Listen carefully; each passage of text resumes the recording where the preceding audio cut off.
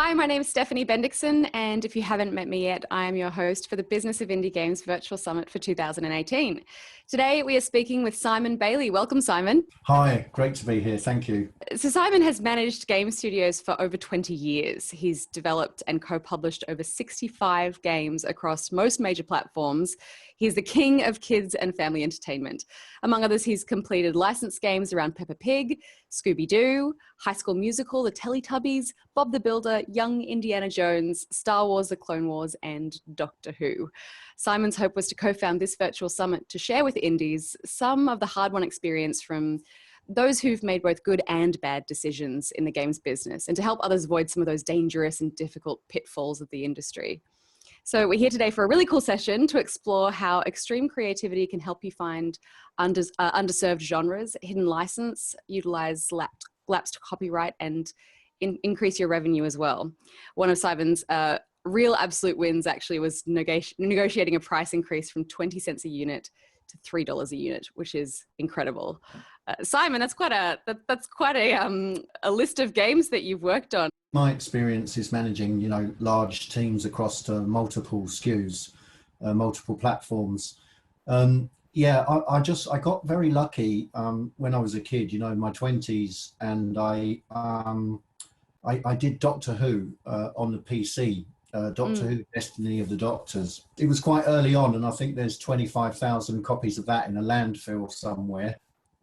But it gave me my start, and the BBC kept faith with us, and I then went on to do Play with the Teletubbies on PlayStation, which sold over 2 million units.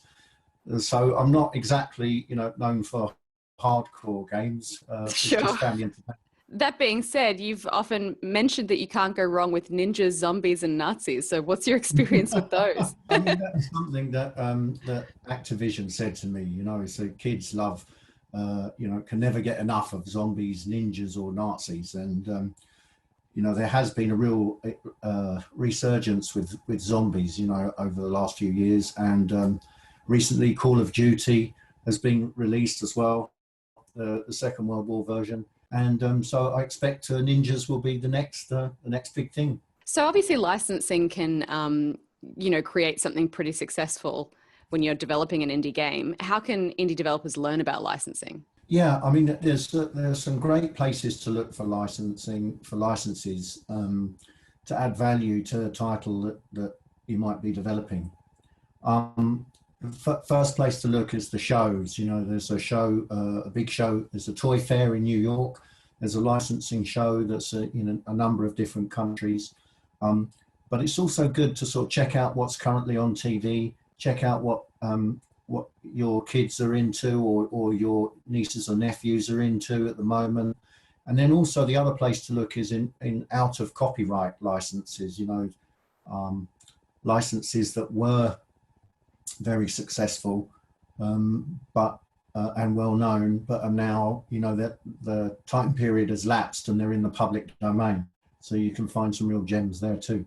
Do you mind sharing your story about how you managed to increase your royalties from 20 cents to $3 a unit? Because it's a pretty big jump. Yeah, sure. I mean, really, it was great. I mean, necessity is the mother of invention, and we were looking for work. We didn't have enough work, and I needed to keep the studio alive, because we had some great people and some great technology. And basically, what I did was, it was getting harder and harder to get a work for hire deal.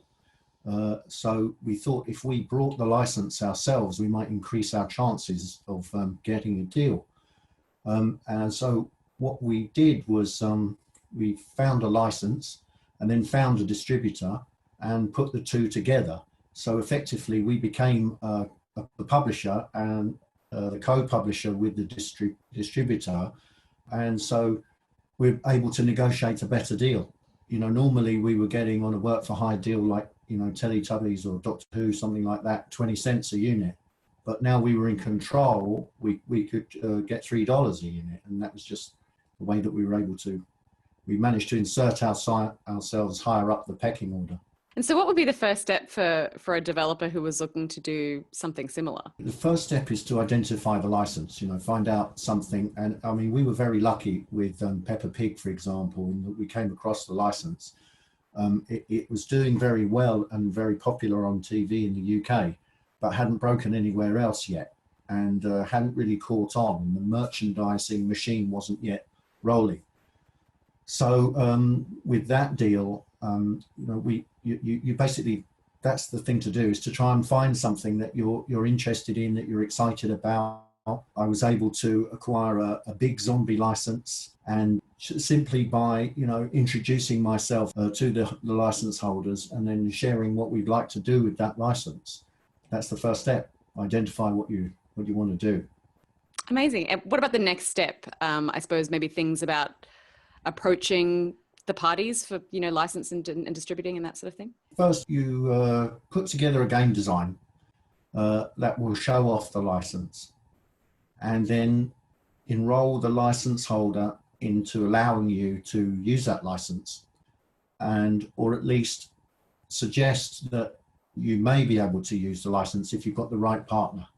And then you can go to a distributor and say, I've got this license, we'd like to do this game with it. The license holder likes it. The license holder is willing to grant us the license.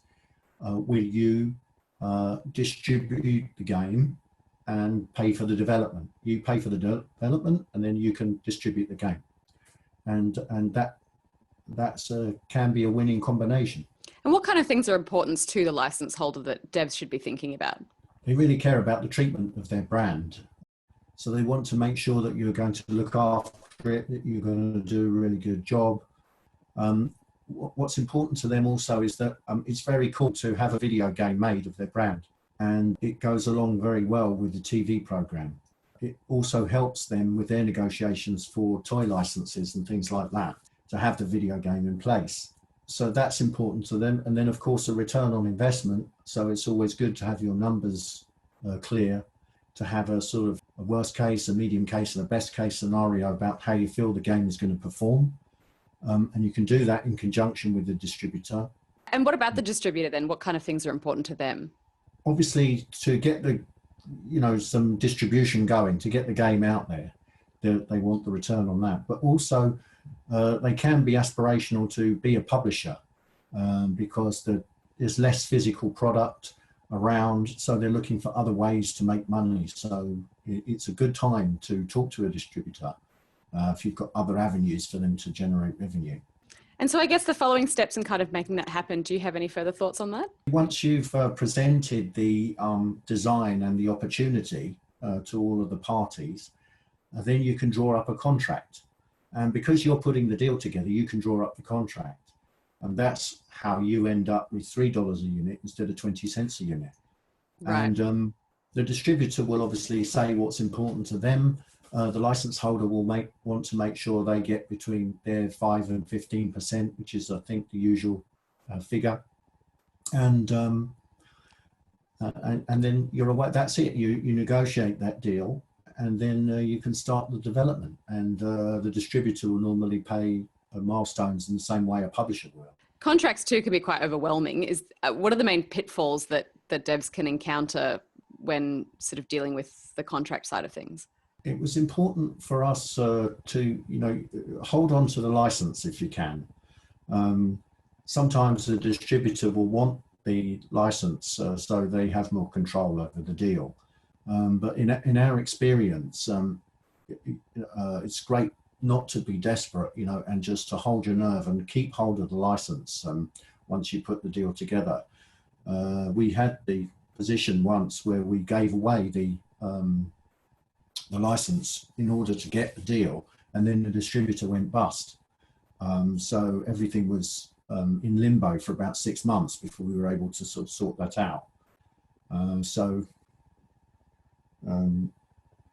Timescales also are important with the license. You have to utilize the license before your license term expires. So it needs to be long enough for you to be able to do the design, get the game out, get the game made, get the game out there, and then have a term for that game to sell. and make sure that that tail is long enough. Also, there are questions about exclusivity.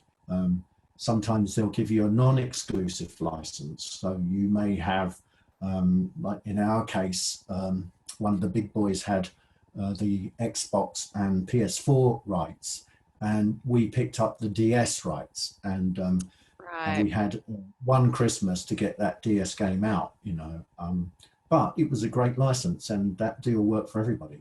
So in those instances, you're kind of picking up opportunities that larger companies may have missed. So you get the sense there's a bit of a gold mine sometimes left behind. And I mean, what are the reasons that those opportunities might be left on the table? That's one of the most exciting aspects of it. The big boys will often have like a major strategy and a huge budget for a license that they want to acquire over time. And that comes with all of the incumbent slowness of a large organization with a big strategy. Once they get going, they really make the big money, but they're not necessarily nimble or quick. So you can pick up something. They may leave when they're going for the big strategy, they may leave the small DS or other rights available. So you might be able to pick something up that's a big license, but you get a small part of it as an independent developer. You mentioned brands that are out of copyright as well. Can you tell everyone what the opportunities are there? Yeah, I mean, let's take something like Sherlock Holmes, which is now completely in the public domain. And you can see what the BBC have done with the television program. They've modernized it. They've dropped the Holmes bit. They just call it Sherlock, and they've had a massive hit with it. So there are opportunities to reimagine brands. Take something like Sherlock, and then add a particular twist to it. One of the things we've been doing is taking that Sherlock Holmes and then adding glass, brass, bombs, steampunk to what's otherwise a sort of forensic detective story. So those are the things which our developers are completely qualified to do, to reimagine. It's what they're great at. A lot of the discussions we've had in this summit are things like working to a deadline and time crunches and things like that. Do you have any stories of maybe not being able to ship in time for Christmas, for example? Yeah, I mean, I only missed Christmas once, and I had my royalties docked accordingly. But I've had some sort of hairy rides. There was one particular time when we were working with a games engine, and I had 30 people working on this particular title. And halfway through the development, the technical lead came to me and said, "This engine's not going to do it. We need to change engines, otherwise we won't be able to deliver the title at all." Oh, wow. So I had to put, there were 30 developers in total, I think 12 coders we put into a black hole for 3 months. We grabbed an off-the-shelf middleware engine, and we put those 12 guys on it, and they rewrote the engine for the game, and we were still able to get it out. But yeah, I mean, it's a very sensitive client relationship negotiation, that one. Another thing we've discussed is work for hire. Do you have any tips for indie devs about bringing work for hire in on time and budget? Yeah, I mean, that's really one of the most important things for work for hire. To get work for hire, you need to establish yourself somehow.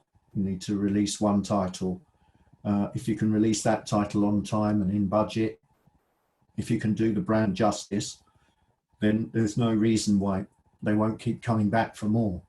It is very difficult to get deals in the games business, but if you persevere and you do a good job, it actually transpires that there are not that many developers who are able to handle, looking after brands well, managing large teams, and getting things out on time. So they will pay for that. Publishers will pay for that. Do you have any pieces of advice for indie developers out there that are starting out or looking to grow their studio? My best piece of advice from my experience, would be perseverance. Keep going. Take the rough with the smooth, but keep going. If you're serious about being a game developer, no backdoors, no escape. Just keep going, keep learning, keep growing. One of my favorite experiences was when we put together a demo, and we'd maybe spent $100,000 on the demo.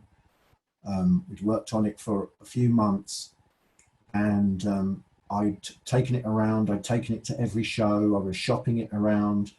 No one was interested. Nobody would pick it up. I couldn't sell it. I came back to the guys and I said, look, guys, we're probably going to have to drop this demo, try again, start something else. This doesn't seem to be an idea that the market wants. And there was one more show, and we were reluctant to give it up as we'd spent so much time and money on it. And actually, we really liked the idea.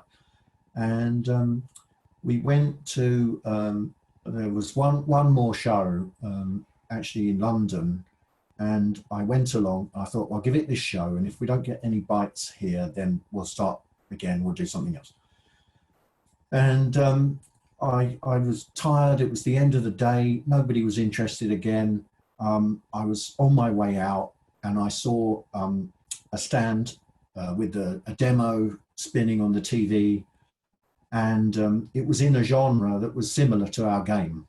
And I thought, well, at least they're in the right ballpark, and I thought I'll go over and ask. And I thought to myself, oh no, I'm too tired, I've had enough. And I thought, well, no, wait, it's your last go. At least go and speak to them, and then you can say you've done your best. And I went over. It transpires they were a French company. The business development guy wasn't there. So the last thing I wanted was to try and explain it in pidgin French on the phone the following week. But they gave me the biz dev guy's business card, and it transpired that he was English and he was a Francophile who was living out there. Right. And I spoke to him on the phone the next week, and within 6 weeks they gave us 1.6 million euros to make the game. So you just never know where it's going to come from, and that's why I say persevere, keep going, because there are breaks to be had in the games business if you're serious about it and you love making games and you're willing to be a business as well. If you had your time again, Simon, would you do anything differently? Yeah, I think I would. I would watch the scale of my studios more carefully. I would contract and grow faster. I'd certainly contract faster, grow slower. Yeah. I've sometimes kept teams on way too long, and spent money that would have been better invested in, a smaller demo, a smaller team. And I think maybe that game that was paid for, is called Curse, the Eye of Isis, and it was one stab that we had at making a game that wasn't family entertainment. There's only so much Teletubbies you can do before you want to do something a bit more grown. And it's still selling on Steam today. I don't know who owns it because the publisher went bust. But I think it sold $25,000 worth last year, and this is a game from back in early 2000s, from 2004, I think. Wow. What I would do again is I would certainly maybe have a few more stabs at doing some older original products. Fantastic. Well, Simon, it's been so great to talk to you today, and really insightful as well. You've had quite a career, so thank you so much for your time. Thank you. It's really been a pleasure.